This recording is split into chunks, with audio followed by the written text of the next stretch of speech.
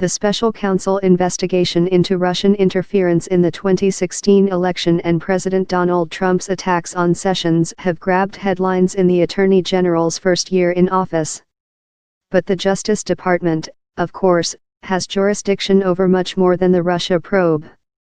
The Justice Department is a massive bureaucracy with more than 100,000 employees spread out throughout every federal district in the nation and within component agencies like the FBI, the Drug Enforcement Administration, and the U.S. Marshals Service.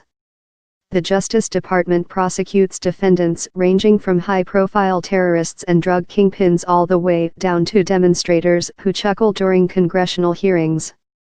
Its strategic decisions affect millions.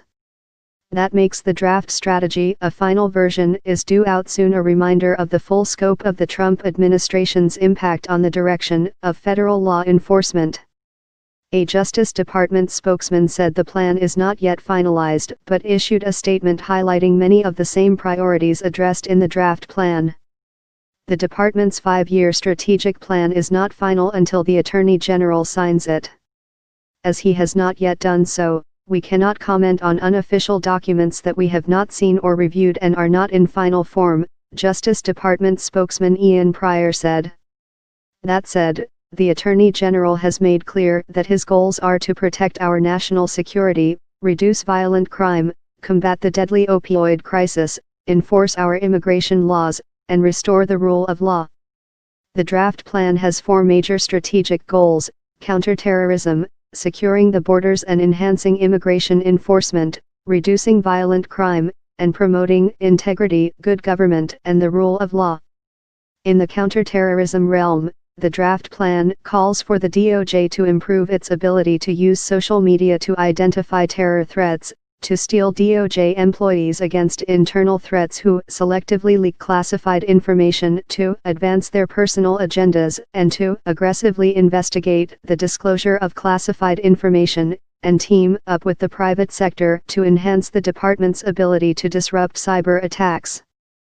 The draft plan also calls for immigration enforcement to be prioritized in every federal district across the country, to denaturalize those who obtained citizenship fraudulently, and to end sanctuary policies.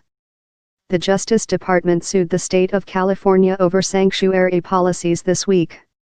As part of the draft strategic plan, the Justice Department plans promote a culture of respect for First Amendment rights and to educate schools about their obligation to respect student expression.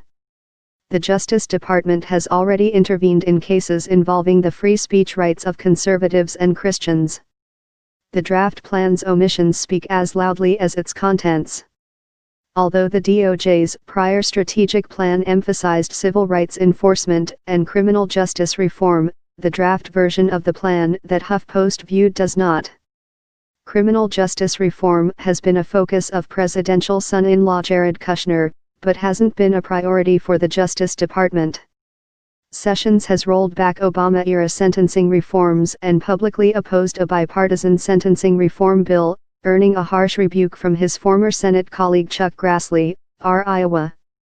Under Sessions, the Justice Department has retreated from police reform, which had become a top priority under the prior administration.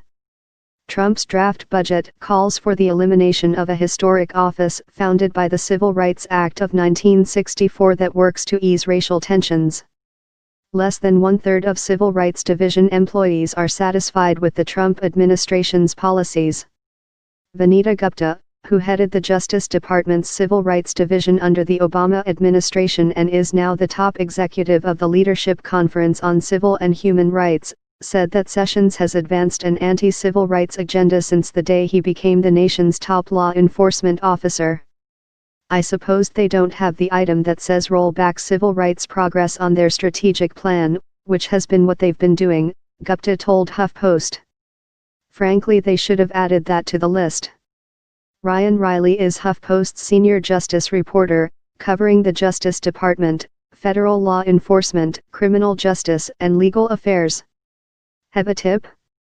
Reach him at or on Signal at 202-527-9261.